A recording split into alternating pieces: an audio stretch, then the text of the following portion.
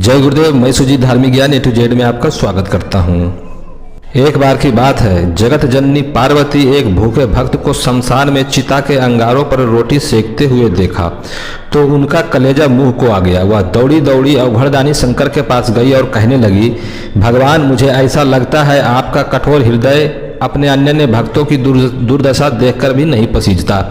कम से कम उनके लिए भोजन की उचित व्यवस्था तो कर ही देनी चाहिए। देखते नहीं कि बेचारा भर्तहरि अपने कई दिन की भूख मृतक को पिंड के लिए दिए गए आटे की रोटियां बनाकर शांत कर रहा है। भगवान शिव हंसते हुए कहते हैं, सुबह ऐसे भक्तों के लिए मेरा द्वार सदैव खुला रहता है, पर वह आना ही कहाँ चाहते। यदि कोई वस्तु दी भी जाए तो उसे स्वीकार नहीं करते, कष्ट उठाते रहते हैं। फिर ऐसी स्थिति में तुम ही बताओ कि हम क्या करें। तो माता पार्वती कहती है कि तो क्या भक्तों को उदर पूर्ति के लिए भोजन की आवश्यकता की अनुभव नहीं होती है। फिर शिव कहते हैं कि परीक्षा लेने की तो तुम्हारी आदत है पुरानी, और यदि विश्वास ना हो तो तुम स्वयं ही जाकर के क्यों नहीं पूछ लो। परंतु परीक्षा में सावधानी रखने की आवश्यकता है।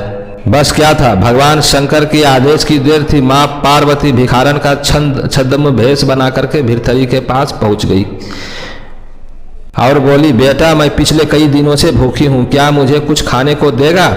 अवश्य, भर्तहरि कहते हैं। भर्तहरि ने केवल 4 रोटियां सेकी थी, उनमें से 2 बुढ़िया के हाथ पर रख दिया और शेष 2 रोटियां खाने के लिए आसन लगाकर उपक्रम करने लगे।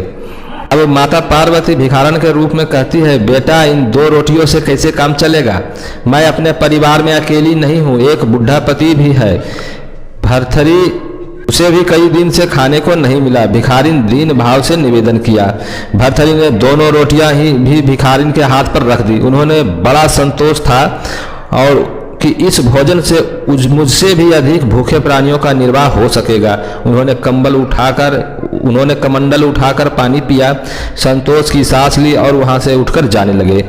वत्स, तुम कहाँ जा रहे हो। भर्तहरि ने पीछे मुड़कर देखा। पार्वती दर्शन देने के लिए पधारी है।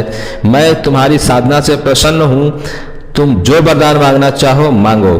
प्रणाम करते हुए भर्तहरि ने कहा, अभी तो आपने और अपने पति की क्षुधा शांत करने हेतु मुझसे रोटियां मांगकर ले गई थी।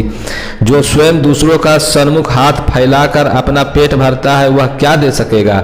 ऐसे भिखारी से मैं क्या मांगू। पार्वती जी ने अपना असली स्वरूप दिखाया और कहा, मैं सर्वशक्तिमान हूँ, तुम्हारी परदुख कातरता से बहुत अधिक प्रसन्न हूँ, तुम चाहो जो भी वर मांग सकते हो।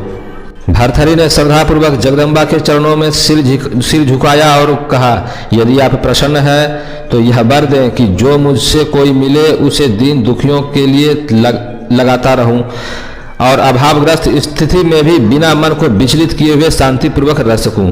पार्वती जी एवं मस्तु कहकर भगवान शिव के पास लौट गई।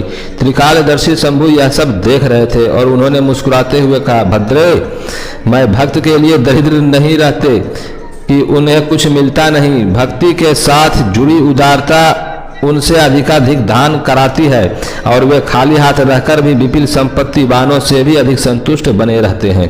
अगर ये जानकारी आप लोगों को अच्छी लगी हो तो कृपया चैनल सब्सक्राइब करें, वीडियो लाइक शेयर जरूर करें। अंत तक देखने के लिए धन्यवाद।